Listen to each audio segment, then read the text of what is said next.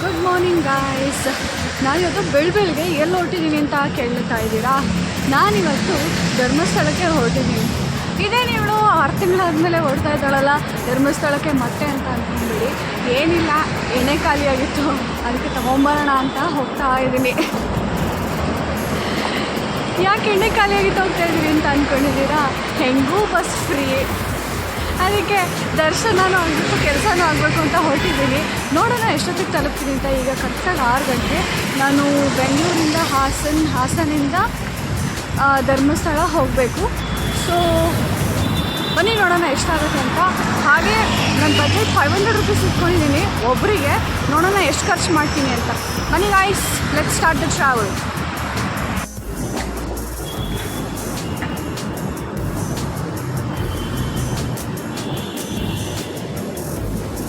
Majestic ಬಂದಿದ್ದೀನಿ. ಮೆಟ್ರೋದಲ್ಲಿ ticket ತೊಗೊಂಡು ಮೆಜೆಸ್ಟಿಕ್ಗೆ ಹೋಗ್ತಾ ಇದ್ದೀನಿ. ನೀವು ನನ್ನ ಜೊತೆ ಬನ್ನಿ ಮೆಜೆಸ್ಟಿಕ್ಕಿಗೆ. ನಾನೀಗ ಮೆಟ್ರೋದಲ್ಲಿ ಕಾಯ್ತಾ ಇದ್ದೀನಿ. ಮೆಟ್ರೋ ಟಿಕೆಟ್ ಬಂದು KR ಪುರಮಿಂದ ಮೆಜೆಸ್ಟಿಕ್ಕಿಗೆ 35 ರುಪೀಸ್ ಆಗಿದೆ ಆಲ್ರೆಡಿ. ಸೊ ಫಸ್ಟ್ ಟೈಮಿಂಗ್ ನಂದು ಆಲ್ರೆಡಿ ಆಗೋಗಿದೆ, ಬೆಳಗ್ಗೆ 6 ಗಂಟೆಗಿದೆ. ಸೊ ಇವಾಗ ನಾನು ಇನ್ನೊಬ್ಬ ಫ್ರೆಂಡ್ನ ಪಿಕ್ ಮಾಡಿಕೊಂಡು ನಾನು ಮೆಜೆಸ್ಟಿಕ್ಗೆ ಹೋಗಿ ಮೆಜೆಸ್ಟಿಕ್ಕಿಂದ ನಾನು ಬಸ್ ತೊಗೋಬೇಕು. So let us see, time ಆಗುತ್ತೆ ಇವತ್ತು ಫುಲ್ಲು ಟ್ರಾವೆಲ್ ಮಾಡೋದಕ್ಕೆ. ಎಷ್ಟೊತ್ತಾಗುತ್ತೆ ನೋಡೋಣ. ನಾನು ಮೆಜೆಸ್ಟಿಕ್ಕಿಂದ ಇನ್ನೊಬ್ಬ ಫ್ರೆಂಡ್ನ ಪಿಕ್ ಮಾಡಿಕೊಂಡು ಧರ್ಮಸ್ಥಳ ಬಸ್ ಹತ್ತಿದ್ವಿ. ಬಸ್ಸಲ್ಲಿ ಸೀಟ್ ಕೂಡ ಸಿಕ್ತು. ಏನು ಚೆನ್ನಾಗಿದೆ ಗುರು, ನೇಚರು ಮಾತ್ರ ಕಣ್ಣು ಮಿಟಕ್ಸೋಕ್ಕಾಗಲ್ಲ, ಅಷ್ಟು ಚೆನ್ನಾಗಿತ್ತು. ನಾವು ಹೊರಟಿದ್ದ ದಿನ ನಮ್ಮ ಅದೃಷ್ಟ ಅಂತ ಅನಿಸುತ್ತೆ, ಬಿಸಿಲಿರಲಿಲ್ಲ. ಬೆಂಗಳೂರಲ್ಲೂ ಸ್ವಲ್ಪ ಬಿಸಿಲು ಕಮ್ಮಿ ಇತ್ತು.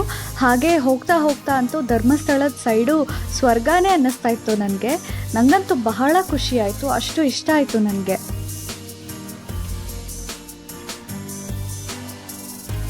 ಬೆಂಗಳೂರು ಟು ಧರ್ಮಸ್ಥಳ ತುಂಬಾ ದೂರ ಅಂತ ಅನ್ನಿಸ್ತು ನನಗೆ. ನಾವು ಬೆಳಗ್ಗೆ 6 ಗಂಟೆಯಲ್ಲಿ ಟ್ರಾವೆಲ್ ಸ್ಟಾರ್ಟ್ ಮಾಡಿದ್ದು. ಒಂದು 7 ಗಂಟೆ ಅಷ್ಟೊತ್ತಿಗೆ ಮೇ ಬಿ ಮೆಜೆಸ್ಟಿಕ್ಕಲ್ಲಿ ಬಸ್ ಹಿಡಿದ್ವಿ ಅಂತ ಅನಿಸುತ್ತೆ. 7 ಗಂಟೆಯಿಂದ ಸಂಜೆ 3 ಗಂಟೆ ತನಕನೂ ಟ್ರಾವೆಲ್ ಮಾಡಿದ್ದೇ ಆಯಿತು.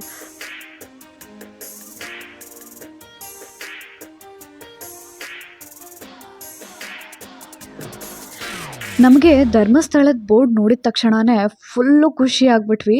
ಯಾಕೆಂದರೆ ಬೆಳಗ್ಗೆಯಿಂದ ಟ್ರಾವೆಲ್ ಮಾಡಿ ನಮಗೆ ಸುಸ್ತಾಗೋಗ್ಬಿಟ್ಟಿತ್ತು.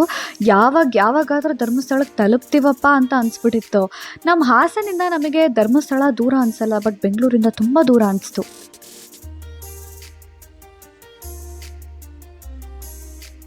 ಗುರು ಬೆಳಗ್ಗೆ 6 ಗಂಟೆ ಬಿಟ್ಟಾಗ ಅವನಜ್ಜಿ 3 ಗಂಟೆ ತೊಗೊಂಬಂದು ನಿಲ್ಸವನೇ ಮಾರಯ್ಯ ಅವನು ಬಸ್. ಅವನು ಮಳೆ ಬೇರೆ ಸಖತ್ತಾಗಿದೆ ವೆದರು.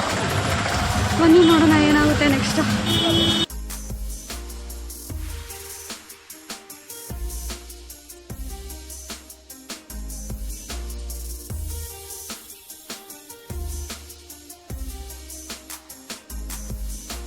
ಧರ್ಮಸ್ಥಳ ಕಾಲಿಟ್ಟಿದ ತಕ್ಷಣ ಸುಸ್ತು ಸಂಕಟ ಎಲ್ಲ ಓಡೋಗಿ ವೈಬ್ರೇಷನ್ನೇ ಚೇಂಜ್ ಆಗೋಗಿದೆ ಗುರು. ಮಾತ್ರ ಮಸ್ತಾಗಿದೆ. ಮಳೆನೂ ಬರ್ತಾ ಇದೆ ಜೊತೆಗೆ, ಬಟ್ ಸ್ಟಿಲ್ ಎಕ್ಸೈಟ್ಮೆಂಟ್ ಅಷ್ಟೇ ಇದೆ. ಬನ್ನಿ ದರ್ಶನ ಹೆಂಗಾಗುತ್ತೆ ನೋಡೋಣ. ಜನ ಇದ್ದಾರೆ ಅಂತ ಅನ್ನಿಸ್ತಾ ಇದೆ, ಗೊತ್ತಿಲ್ಲ ಎಷ್ಟೊತ್ತಿಗೆ ದರ್ಶನ ಆಗುತ್ತೆ ಏನೋ ಅಂತ. ಆದರೆ ನಾನು ಹೇಳ್ತಾ ಇದ್ದೀನಿ ಫ್ರೆಂಡ್ಸ್, ಮರಿದಂಗೆ ಎಣ್ಣೆ ತೊಗೊಂಡು ಹೋಗ್ಬೇಕು ನಾನು. ಅಕ್ಕ ಯಾವ ಎಣ್ಣೆ ಅನ್ಬೇಡಿ, ತಲೆ ಹಚ್ಕೊಳ್ಳೋ ಕೊಬ್ಬರಿ ಎಣ್ಣೆ. ಬನ್ನಿ, ಎಣ್ಣೆ ತೊಗೊಳೋದು ಮಾತ್ರ ತೋರಿಸಲೇಬೇಕು ನಿಮಗೆ.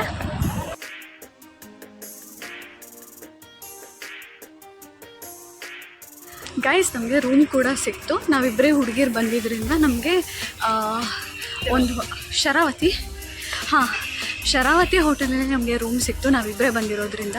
ಸೊ ರೂಮ್ ರೆಂಟ್ ಬಂದು 110 ರೂಪಾಯಿ ಇಸ್ಕೊಂಡಿದ್ದಾರೆ ನಮ್ಮ ಹತ್ರ.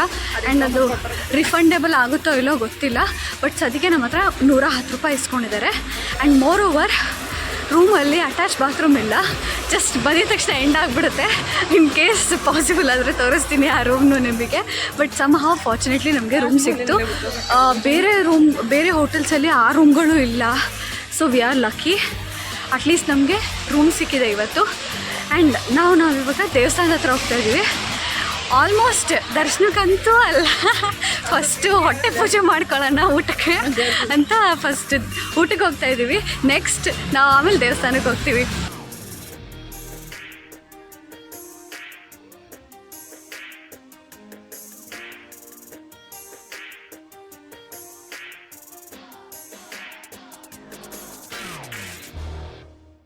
ಗೈಸ್ ದೇವಸ್ಥಾನಕ್ಕೆ ಹೋಗಿ ಮುಂಚೆ ಫಸ್ಟು ಊಟ ಮಾಡ್ತಾಯಿದ್ದೀವಿ ಅಂತ ದಯವಿಟ್ಟು ನೀವು ನನಗೆ ಬೈದು ಬಿಡಬೇಡಿ. ನಾವು ಬೆಳಗ್ಗೆಯಿಂದ ಏನೂ ಕರೆಕ್ಟಾಗಿ ತಿಂದಿಲ್ಲ, ಈಗಲೂ ತಿಂದಿಲ್ಲ ಅಂದರೆ ಸುಸ್ತಾಗಿ ದೇವ್ರ ದರ್ಶನ ಮುಂಚೆನೇ ಬಿದ್ದೋಗ್ಬಿಡ್ತೀವಿ ನಾವು. ಅದಕ್ಕೆ ಫಸ್ಟು ಊಟ ಮಾಡ್ತಾಯಿದ್ದೀವಿ, ಆಮೇಲೆ ದರ್ಶನಕ್ಕೆ ಬರ್ತೀವಿ. ಬನ್ನಿ, ನಿಮಗೂ ದರ್ಶನ ಮಾಡ್ಸೋಕೆ ಆಸ್ತ ನನಗೆ. ಬಟ್ ಅನ್ಫಾರ್ಚುನೇಟ್ಲಿ ನಾವು ಒಳಗಡೆ ಫೋನ್ ತೊಗೊಂಡೋಗಂಗಿಲ್ವಲ್ಲ, ಅದಕ್ಕೆ. ಬಟ್ ಎಲ್ಲ ಥರ ಇನ್ಫಾರ್ಮೇಷನ್ ನಿಮಗೆ ಕೊಡ್ತಾ ಇರ್ತೀನಿ. ಬನ್ನಿ ನನ್ನ ಜೊತೆ ನೀವು ದರ್ಶನ ಮಾಡಿ ಧರ್ಮಸ್ಥಳದಲ್ಲಿ. ನಾನು ದರ್ಶನ ಮಾಡಿದ್ದೀನಿ, ನನ್ನೇ ದರ್ಶನ ಮಾಡಿ ನೀವು. ದೇವ್ರದ್ದು ದರ್ಶನ ಆಗ್ಬಿಡುತ್ತೆ. ಜನನೇ ಇಲ್ಲ ಗುರು, ಖಾಲಿ.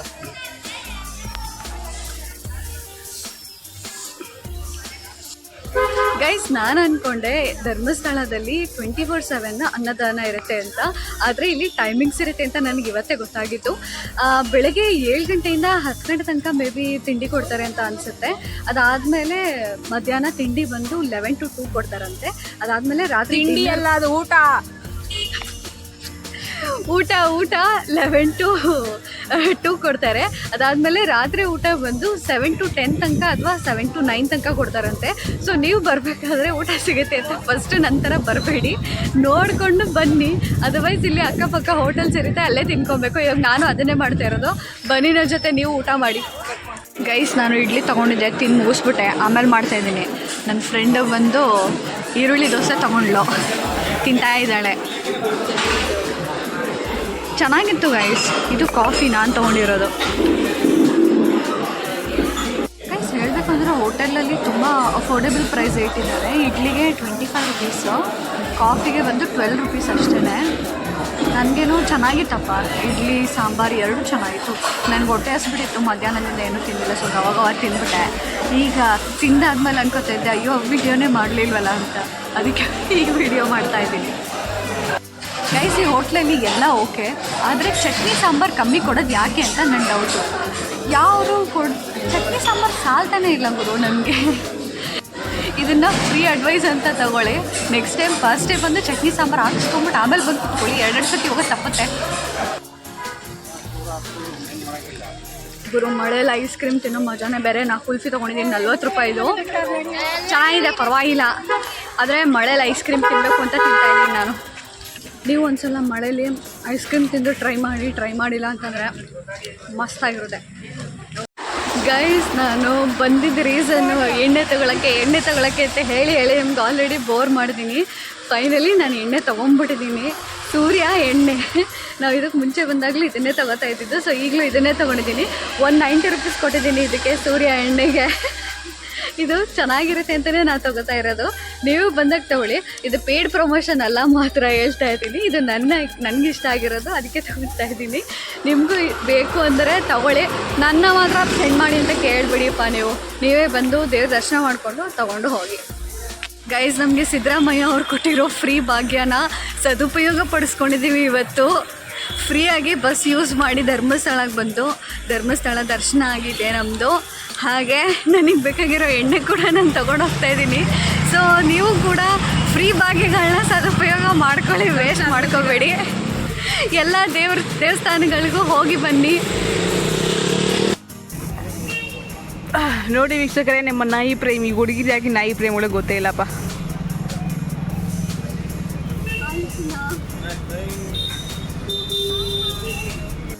ಏನು ವೆದರ್ ಗುರು, ಮಸ್ತಾಗಿದೆ.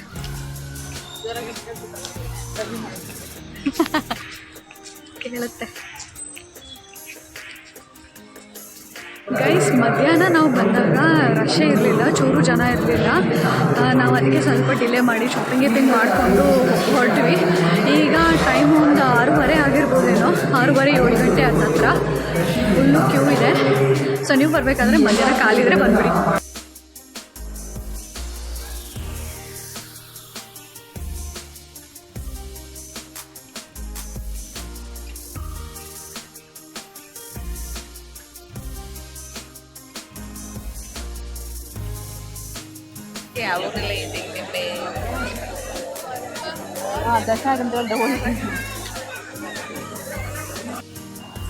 ನಾವು ಮೊದಲನೇ ಸಲ ಈ ಥರ ಟ್ರಿಪ್ಪಿಗೆ ಫ್ರೆಂಡ್ಸ್ ಜೊತೆ ಬಂದಿದ್ದು.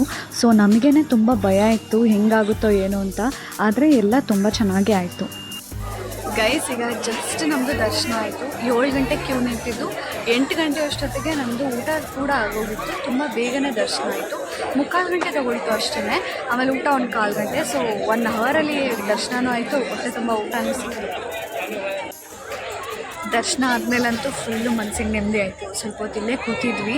ಆಮೇಲೆ ಈಗ ನಾವು ಪ್ಲ್ಯಾನ್ ಮಾಡ್ತಾಯಿದ್ದೀವಿ ನಾಳೆ ಸುಬ್ರಹ್ಮಣ್ಯಕ್ಕೆ ಹೋಗೋಣ ಅಂತ ಅಂದ್ಬಿಟ್ಟು. ಸೊ ಇವತ್ತಿಗೆ ಈ ವ್ಲಾಗ್ನ ಇಲ್ಲೇ ಮುಗಿಸ್ತಾ ಇದ್ದೀನಿ. ನಾಳೆ ಸಿಗೋಣ. ಬಾಯ್.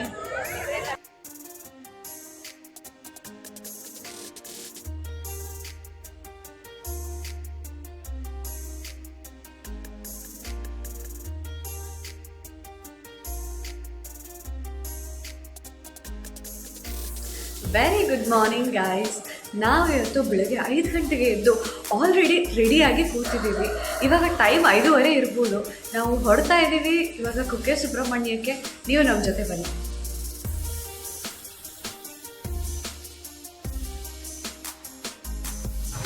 ಗೈಸ್, ನಾವು ಇದ್ದಿದ್ದ ಹೋಟೆಲಲ್ಲಿ 110 ರೂಪೀಸ್ ಇಸ್ಕೊಂಡಿದ್ರು ನಿನ್ನೆ. ಇವತ್ತು ರೀಫಂಡ್ ಆಗಿದೆ. 50 ರೂಪೀಸ್ ವಾಪಸ್ ಕೊಟ್ಟಿದ್ದಾರೆ. ಅಂದರೆ ನಮಗೆ ರೂಮ್ ರೆಂಟ್ ಬರೀ 60 ರೂಪೀಸ್ ಆಯಿತು ಅಷ್ಟೇ.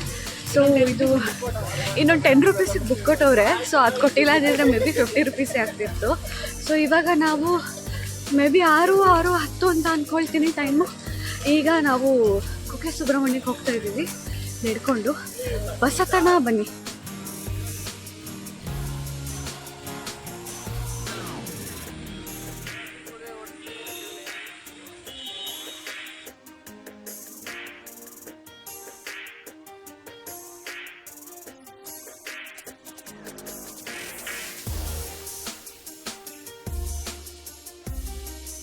ಗೈಸ್, ನಾನು ಸ್ವಲ್ಪ ಕಾಫಿ ಪ್ರಿಯೆ. ಕಾಫಿ ಕುಡಿಯೋ ತನಕ ನನಗೆ ಡೇ ಸ್ಟಾರ್ಟ್ ಆಗಿದೆ ಅಂತಲೇ ಅನಿಸ್ತಾ ಇಲ್ಲ. ಸೊ ಹಾಗಾಗಿ ಕಾಫಿ ಕುಡಿದ್ಬಿಟ್ಟೆ ಫಸ್ಟು ಬೆಳಗ್ಗೆ. ಈಗ ಆವಾಗಲೇ ಹೇಳ್ದಂಗೆ ಕುಕ್ಕೆಗೆ ಹೋಗೋದಕ್ಕೋಸ್ಕರ ಬಸ್ ಸ್ಟ್ಯಾಂಡಿಗೆ ಹೋಗ್ತಾ ಇದ್ದೀನಿ. ಬನ್ನಿ. ನಿಮಗೆ ಕಾಫಿ ಕೊಡಿಸಿಲ್ಲ ಅಂತ ಬೇಜಾರು ಮಾಡ್ಕೊಬೇಡಿ, ನೆಕ್ಸ್ಟ್ ಟೈಮ್ ನೋಡೋಣ.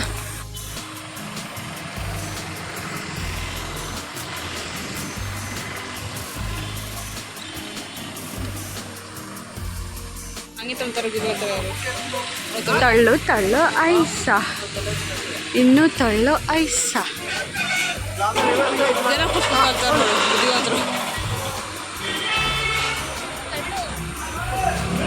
ಯಾಕೆ ತಳ್ತವ್ರೆ ಅಂತ ನಾನು ನಿಜವಾಗ್ಲೂ ತುಂಬ ಹೆದರಿದ್ದೆ. ಫ್ರೆಂಡ್ ಜೊತೆ ಮೊದಲನೇ ಸಲ ಪೇರೆಂಟ್ಸ್ ಇಲ್ದಲೆ ಫ್ಯಾಮಿಲಿ ಟ್ರಿಪ್ ಅಲ್ದಲೆ ಫ್ರೆಂಡ್ ಜೊತೆ ಹೋಗ್ತಾ ಇದ್ದೀನಿ. ಹೆಂಗಪ್ಪ ಹೋಗೋದು, ಏನು ಮಾಡೋದು, ಎಲ್ಲಿ ಉಳ್ಕೊಳ್ಳೋದು, ಹೇಗೆ ರೂಮ್ ಬುಕ್ ಮಾಡೋದು, ತುಂಬ ಭಯ ಆಗಿತ್ತು. ಆದರೆ ಆ ಭಗವಂತ ಮಂಜುನಾಥ ನಿಜವಾಗ್ಲೂ ನನಗೆ ಒಳ್ಳೆ ಎಕ್ಸ್ಪೀರಿಯೆನ್ಸ್ ಕೊಟ್ಟಿದ್ದಾರೆ. ಸೊ ನಾನು ಫ್ರೆಂಡ್ ಜೊತೆ ಹೋಗಿದ್ದು ತುಂಬ ಒಳ್ಳೆಯದಾಯಿತು. ತುಂಬ ಕಲಿಯೋದಿತ್ತು, ತುಂಬ ಧೈರ್ಯ ಬಂತು.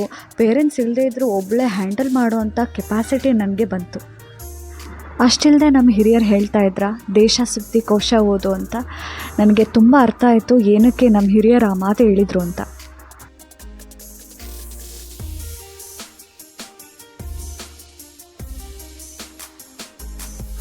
ಟ್ರಾವೆಲ್ ಯಾವತ್ತೂ ನಾವು ಅಂದ್ಕೊಂಡಂಗೆ ಆಗಲ್ಲ. ಅದು ಬಂದಾಗೆ ತಗೊಂಡು ನಾವು ಹೋಗಬೇಕು. ಆವಾಗಲೇ ನಾವು ಮಾಡೋ ಟ್ರಾವೆಲ್ ನಮಗೆ ತುಂಬ ಖುಷಿ ಕೊಡೋದು, ಹಾಗೆ ಎಂಜಾಯ್ ಮಾಡೋಕ್ಕಾಗೋದು.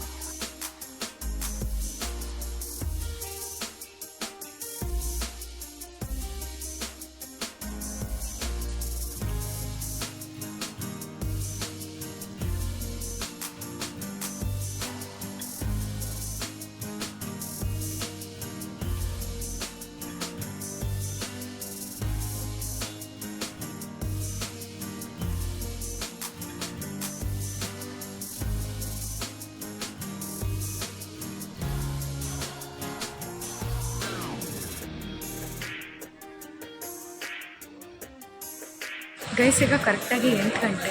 ನಾವು ಹತ್ತಿ 1.5 ಗಂಟೆ ಟ್ರಾವೆಲ್ ಮಾಡಿ ಈಗ 8 ಗಂಟೆ ಕರೆಕ್ಟಾಗಿ ಬಂದು ಇಲ್ಲಿ ನಿಂತಿದ್ದೀವಿ. ಸೊ ರೈಟ್ ನಾವು ದೇವಸ್ಥಾನಕ್ಕೆ ಹೊರಡಬೇಕು. ಸೊ ರೆಸ್ಟ್ ತಗೋತಾ ಇದ್ದೀನಿ ಈಗ. ಆ್ಯಂಡ್ ಬೆಳಗ್ಗೆ ಅಂಗಡಿ ಎಲ್ಲ ಓಪನ್ ಮಾಡ್ತಾ ಇದ್ದಾರೆ ಈಗ ಜಸ್ಟ್.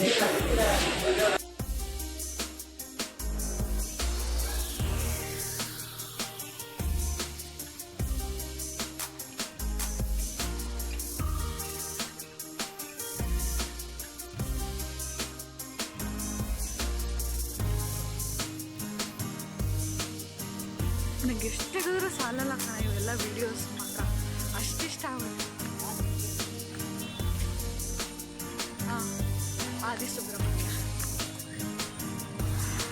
ಸುಬ್ರಹ್ಮಣ್ಯದಲ್ಲಿ ಫ್ರೀ ಸ್ಲಿಪ್ಪರ್ ಸ್ಟ್ಯಾಂಡ್ ಇದೆ. ನಿಮ್ಮ ಹತ್ರ ಯಾವುದೇ ರೀತಿ ದುಡ್ಡಿಸ್ಕೊಡಲ್ಲ.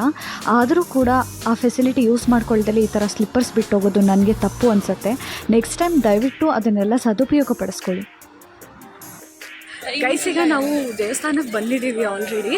ಇಲ್ಲಿ ಬಂದು ಸ್ಲಿಪ್ಪರ್ ಬಿಡೋದು ಕೂಡ ಫ್ರೀ ಇದೆ, ಆರ್ ಲಗೇಜ್ ಕೌಂಟರ್ ಕೂಡ ಫ್ರೀ ಇದೆ. ಸೊ ಎರಡನ್ನೂ ನೀವು ಸದುಪಯೋಗ ಮಾಡ್ಕೊಳ್ಳಿ. ಬಂದಾಗ ದೇವಸ್ಥಾನದ ಪಕ್ಕದಲ್ಲೇ ನಿಮಗೆ ಲಗೇಜ್ ಕೌಂಟರ್ ಮತ್ತು ಸ್ಲಿಪ್ಪರ್ ಸ್ಟ್ಯಾಂಡ್ ಎರಡೂ ಫ್ರೀಯಾಗಿ ಸಿಕ್ಕುತ್ತೆ. ಉಪಯೋಗ ಮಾಡ್ಕೋತೀರಾ ಅಂತ ಅಂದ್ಕೊಳ್ತೀನಿ. ಹಾಗೆ ಈಗ ನಾವು ಆದಿಸುಬ್ರಹ್ಮಣ್ಯಕ್ಕೆ ಹೋಗ್ತಾ ಇದ್ದೀವಿ. ಆದಿಸುಬ್ರಹ್ಮಣ್ಯನ ಫಸ್ಟ್ ನಾವು ದರ್ಶನ ಮಾಡಬೇಕು. ಅದಾದಮೇಲೆ ಈ ಟೆಂಪಲ್ಗೆ ಬರಬೇಕು, ಕುಕ್ಕೆ ಸುಬ್ರಹ್ಮಣ್ಯಗೆ. ಸೊ ಇವಾಗ ಆದಿಸುಬ್ರಹ್ಮಣ್ಯಗೆ ಹೋಗ್ತಾ ಇದ್ದೀವಿ, ಬನ್ನಿ.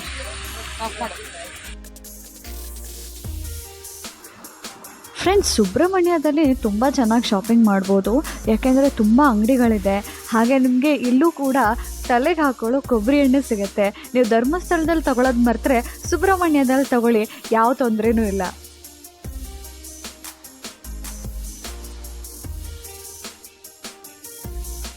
ಖಾಲಿ ಹೊಡಿತಿತ್ತು ಮಚ್ಚಿ, ಇವತ್ತು ಜನ ಜಾಸ್ತಿ ಅವರೇ.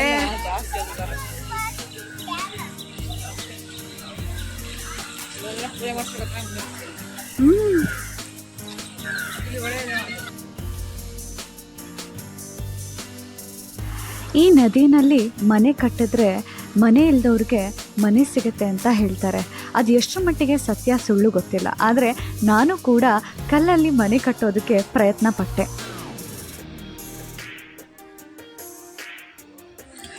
ಒಂದು ಕಾಲದಲ್ಲಿ ಇಲ್ಲೆಲ್ಲ ನೀರು ತುಂಬಿರೋದು, ಈಗ ನೀರು ಕಮ್ಮಿ ಆಗಿಬಿಟ್ಟಿದೆ. ನೋಡಿ ಎಷ್ಟು ಜನ ಕಲ್ಲಲ್ಲಿ ಮನೆಯನ್ನು ಕಟ್ಟಿದ್ದಾರೆ ಅಂತ. ಇದು ಸತ್ಯನೋ ಸುಳ್ಳೋ ಗೊತ್ತಿಲ್ಲ, ಆದರೆ ನಾವು ದೇವರಲ್ಲಿ ಪ್ರಾರ್ಥಿಸೋಣ, ಯಾರ್ಯಾರಿಗೆ ಮನೆ ಅವಶ್ಯಕತೆ ಇದೆ ಅವ್ರಿಗೆಲ್ಲನೂ ಸ್ವಂತ ಮನೆ ಆಗಲಿ ಅಂತ.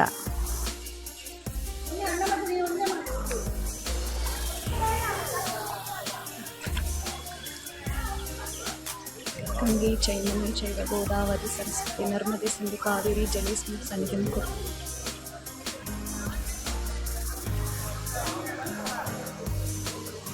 ಫ್ಲಾಟಿಗಿರೋದು ಇಡು, ಕುತ್ಕೋಬೇಕಲ್ಲ. ಫ್ಲಾಟಿಗಿರೋದು ಹಂಗೆ ಅದೇ ಇಡು, ಹಂಗೆ ಇಡು.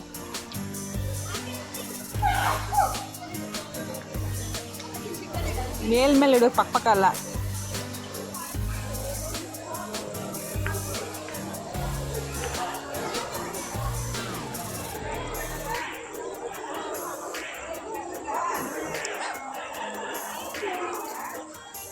ಹಾಂ, ಚಿಕ್ಕದು ಇನ್ನೊಂದು ಇಡು ಸಾಕು. ಇನ್ನೊಂದು ಚಿಕ್ಕದು ಇಟ್ಬಿಡು. ಅದು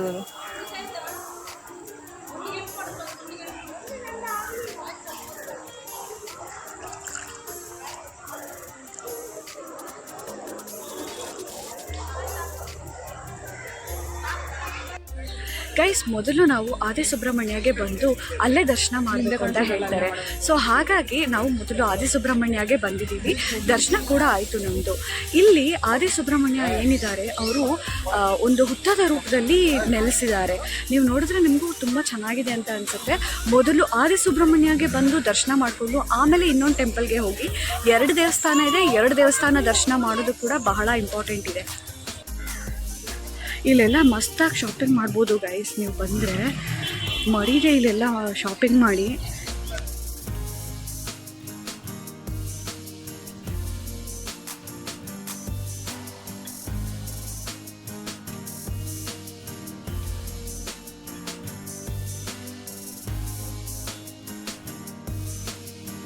ಇಲ್ಲಿ ಯಾವುದೋ ಹೋಟೆಲ್ ವಿಷ್ಣು ವೈಭವ ಅಂತ.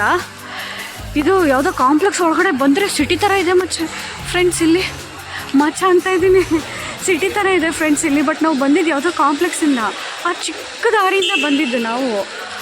ನೋಡಿದ್ರೆ ಇಲ್ಲಿ ಒಳ್ಳೆ ಬಿಲ್ಡಿಂಗ್ಸ್ ಎಲ್ಲ ಆಗ್ಬಿಟ್ಟೈತೆ, ಸಕ್ಕತ್ತಾಗಿದೆ. ಬನ್ನಿ ಹೋಟೆಲ್ ಹೆಂಗಿದೆ ನೋಡೋಣ. ಹೋಟೆಲಲ್ಲಿ ಫುಡ್ ಹೆಂಗಿತ್ತು ಅಂತ ಹೇಳ್ತೀನಿ ಬನ್ನಿ. ಗೈಸ್, ನಾನು ಆಗಲೇ ಹೇಳ್ದಂಗೆ ವಿಷ್ಣು ವೈಭವ್ ಅಂತ ಹೋಟೆಲಿಗೆ ಬಂದಿದ್ದೆ. ಎಷ್ಟು ಚೆನ್ನಾಗಿತ್ತು ಅಂದರೆ ಊಟ ತುಂಬಾ ಚೆನ್ನಾಗಿತ್ತು. ಮತ್ತು ಸರ್ವಿಸ್ ಅಂತೂ ನೀವು ಹೇಳೋದೇ ಬೇಡ, ಅಷ್ಟು ಚೆನ್ನಾಗಿತ್ತು. ನನ್ನ ತಟ್ಟೆಯಲ್ಲಿ ಬರೀ ಸಾಂಬಾರು ಖಾಲಿ ಆಗಿದ್ದಕ್ಕೆ ಅವರೇ ಬಂದು ಕೇಳಿದ್ರು ಸಾಂಬಾರು ಬೇಕಾ ಅಂತ. ಅದು ಮ್ಯಾನೇಜರ್ ಬಂದು ನಮ್ಗೆ ಭಾಳ ಖುಷಿಯಾಯಿತು. ಎಲ್ಲ ಕಡೆ ಹೋದರೆ ಅರ್ಜೆಂಟ್ ಮಾಡ್ತಾರೆ, ಸೆಲ್ಫ್ ಸರ್ವಿಸ್ ಅಂತ ಹೇಳಿ ಹಿಂಸೆ ಕೊಡ್ತಾರೆ. ಬಟ್ ಇದರಲ್ಲಿ ಸೆಲ್ಫ್ ಸರ್ವಿಸ್ ಇರಲಿಲ್ಲ. ಟೇಬಲ್ಗೆ ಬಂದು ನಮಗೇನು ಬೇಕು ಆರ್ಡ್ರ್ ತೊಗೊಂಡು ಅವರೇ ತಂದುಕೊಟ್ರು. ಫುಡ್ ಟೇಸ್ಟ್ ಕೂಡ ಚೆನ್ನಾಗಿತ್ತು, ಹಾಗೆ ಅಫೋರ್ಡೆಬಲ್ ಇತ್ತು ಕೂಡ. ನಮಗೆ ಜಸ್ಟ್ 170 ರೂಪೀಸ್ ಆಯಿತು ಅನಿಸುತ್ತೆ, ಪ್ಲಸ್ ಟಿಪ್ 20 ರೂಪೀಸ್ ಕೊಟ್ವಿ ಅಷ್ಟೇ. ಅದು ಬಿಟ್ಟರೆ ಇನ್ನೇನು ಕೊಟ್ಟಿಲ್ಲ ನಾವು. ತುಂಬಾ ಚೆನ್ನಾಗಿತ್ತು ಹೋಟೆಲ್. ನೆಕ್ಸ್ಟ್ ಟೈಮ್ ಬಂದಾಗ ನೀವು ಟ್ರೈ ಮಾಡಿ. ಹಾಂ, ಇಷ್ಟ ಆದರೆ ಕೊಡಿ ಟಿಪ್ಪು, ಇಲ್ಲಾಂದರೆ ಬೇಡ. ತಿಂಡಿ ಆಯಿತು, ಇನ್ನೇನು ಇಲ್ಲ. ಈಗ ನಾವು ಬೆಂಗಳೂರು ಬಸ್ ಹತ್ತೋದೊಂದೇ ಬಾಕಿ ಇರೋದು. ಬನ್ನಿ, ಬೆಂಗಳೂರು ಬಸ್ ಹತ್ತೋಕ್ಕೆ ಬಸ್ ಸ್ಟ್ಯಾಂಡಿಗೆ ಹೋಗ್ಬೇಕು, ಹೋಗೋಣ. ಇಲ್ಲಿಂದ ಹೋಗ್ಬೇಕು ಅಂದರೆ 8 ಗಂಟೆ ಜರ್ನಿ ಆಗಲ್ಲ ಗುರು. ನಾವು ಎಷ್ಟು ಕಷ್ಟಪಡ್ತಾ ಇದ್ದೀವಿ ಗೊತ್ತಾ? 8 ಅವರ್ ಅಲ್ವಾ ಮತ್ತೆ? 7.5 8 ಅವರ್ಸ್ ಆಗುತ್ತೆ. ಈ ಟ್ರಿಪ್ಪಿಗೆ ನಾನು ಬಜೆಟ್ಟು 500 ರೂಪಾಯಿ ಇಟ್ಕೊಂಡಿದ್ದೆ ಒಬ್ಬರಿಗೆ. ಆದರೆ ಇಬ್ಬರಿಂದ 505 ರೂಪಾಯಿ ಆಯಿತು ಅಷ್ಟೇ.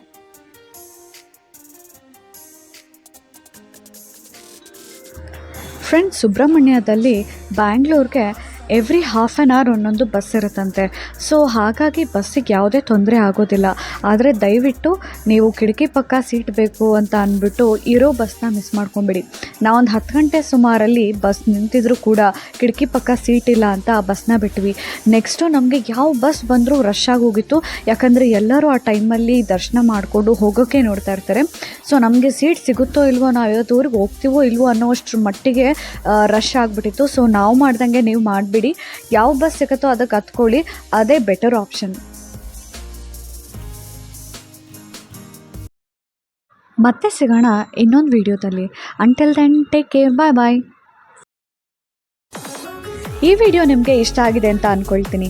ವಿಡಿಯೋ ಇಷ್ಟ ಆಗಿದ್ರೆ ಲೈಕ್ ಮಾಡಿ, ಶೇರ್ ಮಾಡಿ, ಹಾಗೆ ನಾಟ್ ಇನ್ ಹೋಮ್ ಯೂಟ್ಯೂಬ್ ಚಾನಲ್ನ ಸಬ್ಸ್ಕ್ರೈಬ್ ಮಾಡ್ಕೊಳ್ಳಿ. Thank you so much for watching.